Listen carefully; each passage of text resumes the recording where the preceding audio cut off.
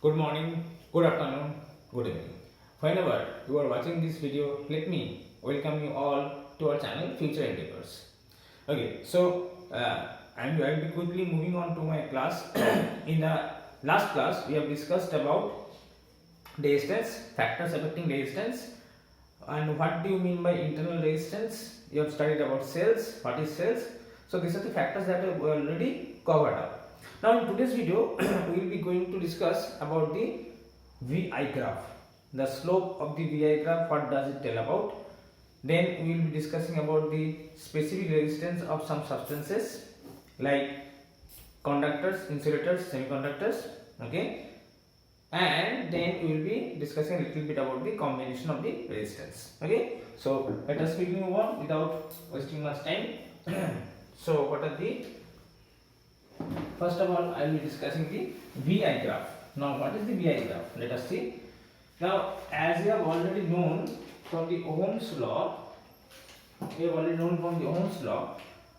I think all of you have remembered what is Ohm's law, or what we have studied about Ohm's law. Ohm's law said that, or stated that, the potential difference applied across the ends of the conductor is actually directly proportional to the current flowing through it, isn't it? So if I consider that Ohm's law, we will be getting delta V. Delta V is the potential difference across the two ends of a conductor, will be equal to current I into resistance R. So basically R is nothing but this delta V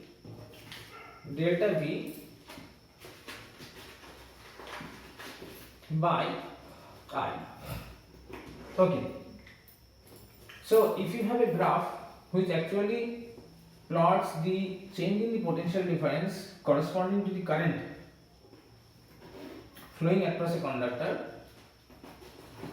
so the graph for a conducting material looks somewhat like this. It's generally a straight line passing through the origin, okay. So it's a straight line passing through the origin, okay. So we know that if it is a straight line, then the slope, as I have already learned in the equation of straight line, I think you have done this in your mathematics. Equation of straight line, from the equation of straight line you know that slope of a graph of a straight line is given by the change in the y coordinate to the change in the x coordinate. So here y coordinate represents the potential difference, whereas the x coordinate represents the current flowing through that conductor. Now for this, what happens, if we find the slope, of this graph, what do we actually get? So if I find the slope of this graph, what do I get? I get delta V by I, isn't it? And what is that? That is equal to the resistance of the conductor. So we can easily conclude that if I plot a delta V versus I graph for a conducting material, this is for a conducting material. So for conductors, I should rather specify it, for conductors, okay. So for conductors, the slope of the VI graph gives the value of the resistance of that conductor. Now one thing you have to remember, that more the steeper the slope is, that is, if the line is more steeper, then it will actually denote a higher resistance. If the line is less steeper, then it will denote a lower resistance. So if I just consider another straight line like this, now say this is a conductor A and this is conductor B, represents two conductors. Now which line has more slope, which is more steeper? Obviously B represents a steeper line than A.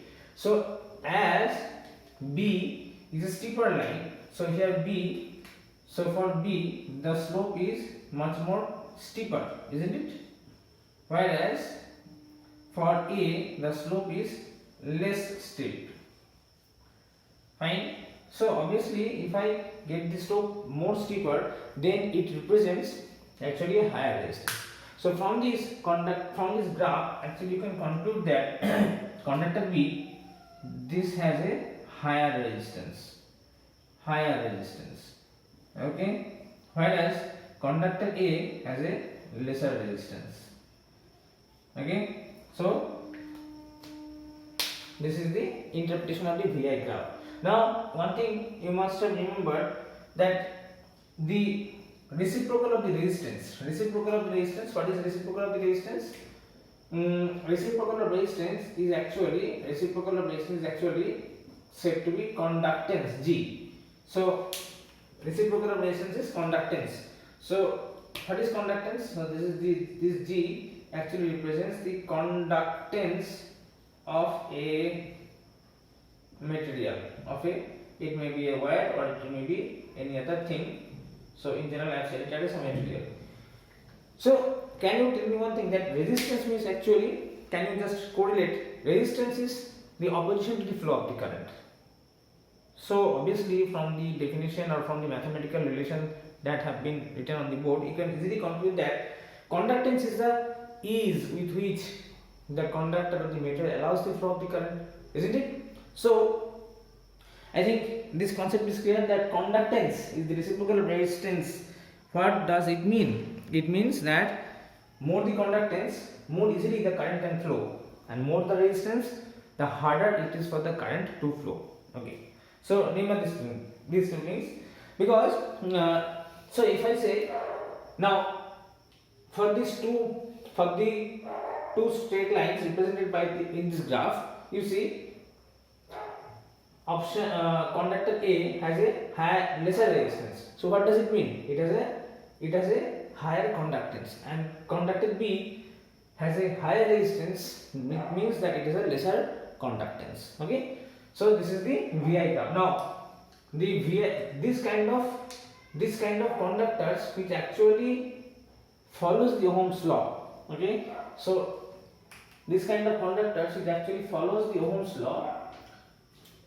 So just let me briefly write it for you. The conductors which follows the Ohm's law, I think you have noted down the graph. Okay. Now the conductors which follows the Ohm's law, conductors that follows Ohm's law, they are said to be what? Ohmic conductors. They are said to be as ohmic conductors. Ohmic conductors. This means that this kind of conductors, if I plot the VI graph for this kind of conductors, it will be a straight line. Okay. There are some materials which actually do not follow the Ohm's law. Do not follow. So this is what follows the Ohm's law. There are some materials which do not follow Ohm's law. Do not follow Ohm's law. Okay. So this kind of conductors that do not follow the Ohm's law are said to be non-ohmic conductors. And for non-ohmic conductors, remember the graph or the line that is being plotted for the for V and I is not a straight line, rather a curve. Okay. So this is ohmic and non-ohmic conductors. Okay. So I think the information related to a what we are actually discussing about was the VI graph. Okay, for a conductor. Okay. Now if I say, now some question can be asked like this.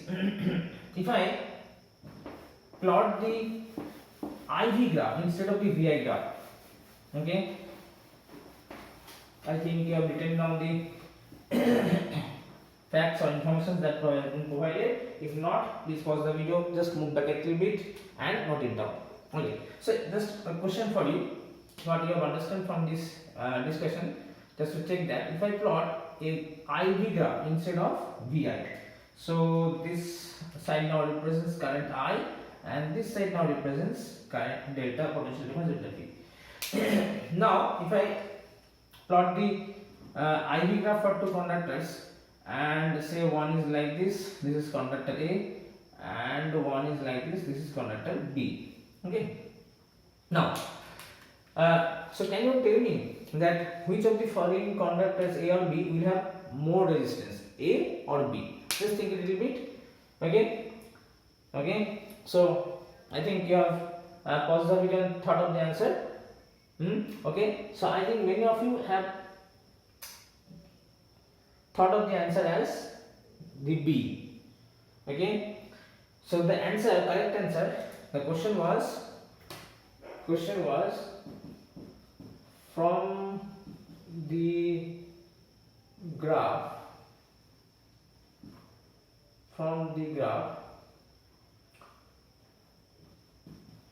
state which conductor A or B has higher resistance. A or B has higher resistance. Okay, so this is the question. Now the correct answer is, many of you have thought it of as B, but the correct answer is conductor A. So the conductor A has a higher resistance. A has higher resistance. Now why the answer turns out to be A?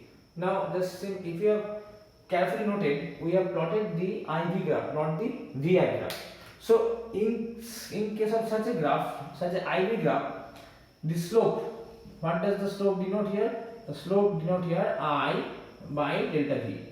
Now I by delta V is actually the reciprocal of delta V by I.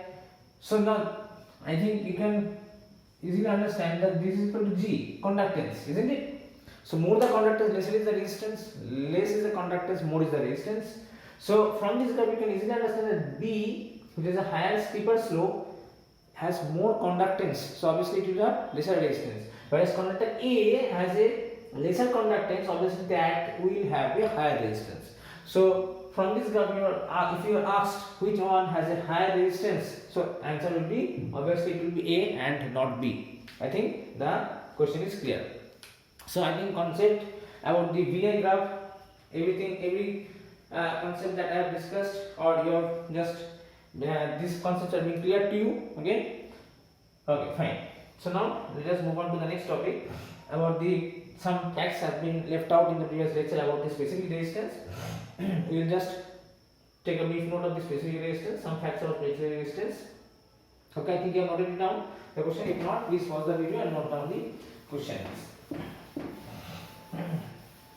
Okay, now consider, so what is resistivity or specific resistance? Next thing that we are going to discuss is resistivity, or which is also called specific resistance. Specific resistance. Okay, specific resistance. Resistivity or specific resistance. Okay. So we have, on the previous class we have obtained the formula R equals to rho L by A, isn't it? From this we can write rho is equal to R into A by L. So how can you define resistivity?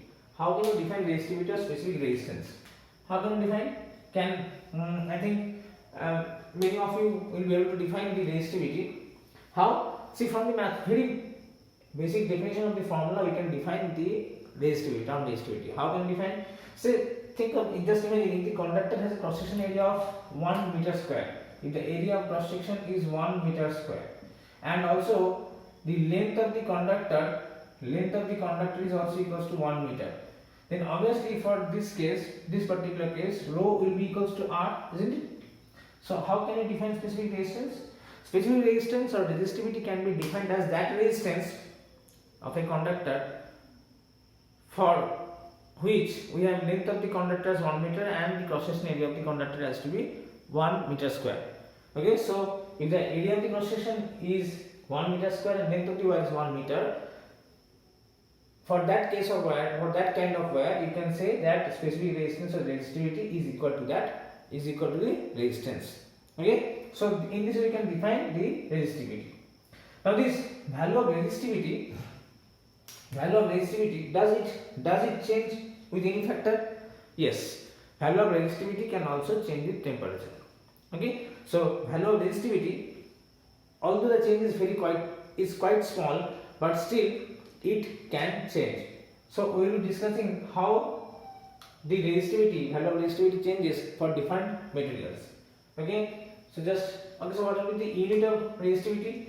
The unit of resistivity, that will be the unit of resistivity, obviously SI unit of resistivity rho. What will we see here? Resistance is ohm, so ohm, area is into meter square, by length is meter. So obviously 1 meter gets cancelled and the unit turns out to be like this, ohm meter. Okay, so this is the unit of resistivity, SI unit of resistivity, ohm meter. Okay, fine. Now let us see how does the resistivity changes for various materials with temperature.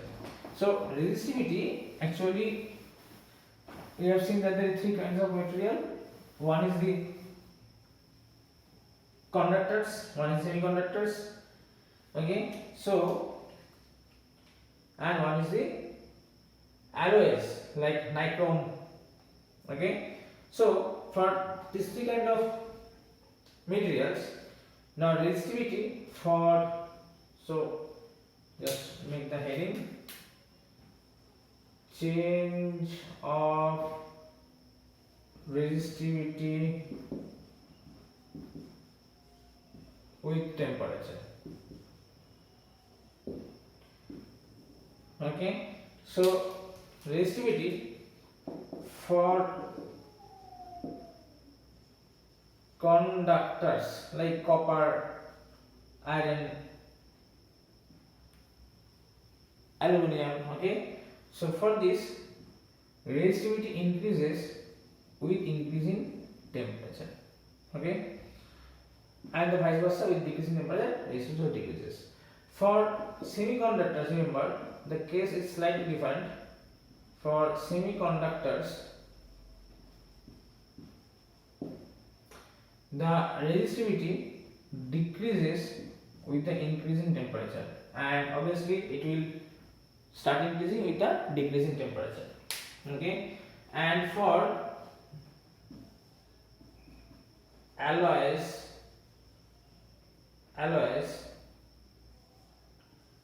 like nichrome.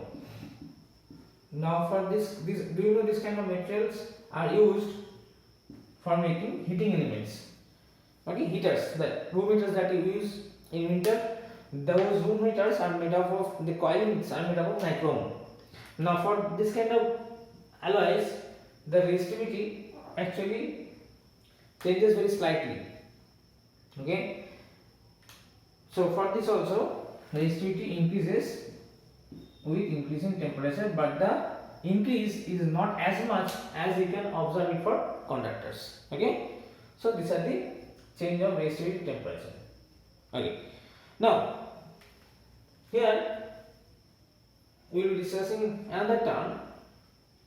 So I think change of resistivity temperature is clear. We will be from here we will be discussing about another term which is called superconductor.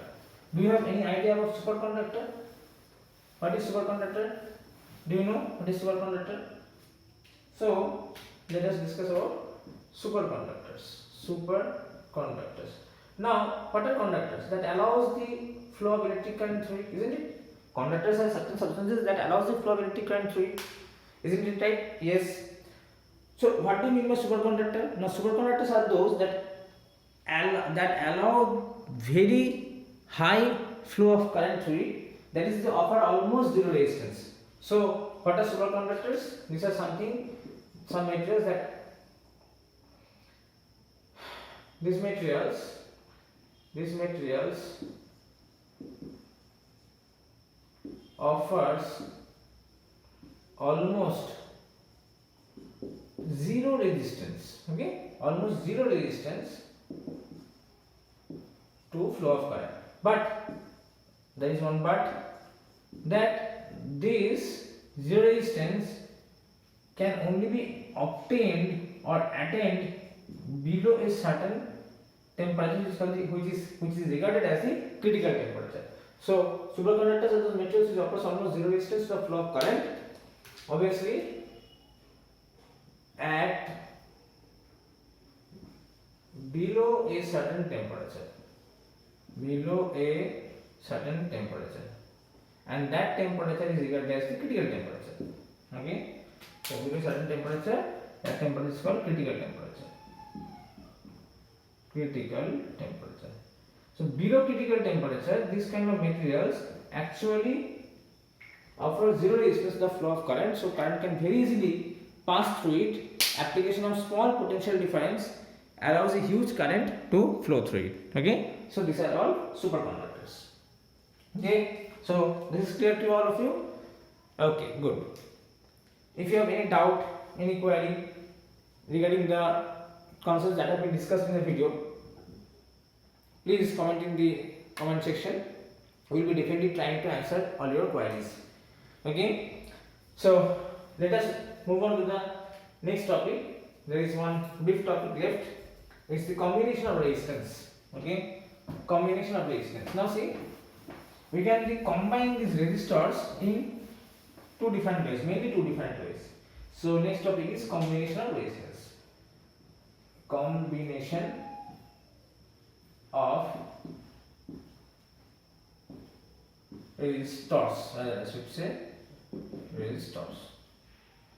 There are two kinds of combination. Okay, one is the parallel combination and one is the series combination. So one is, first is the series combination, okay, and second one is the parallel combination. Series combination and second one is the parallel combination. So what are these combinations? Now see, I will be taking three resistors to actually describe the way in which the resistors are combined in series and parallel. So in case of series connection, remember, if I consider three resistors, the resistors are connected end to end. The terminal point of one resistor is connected to the starting point of the next resistor. In this way, if the resistors are connected one after another, it is regarded as series combination. Now see, for series combination, the diagram can be something like this.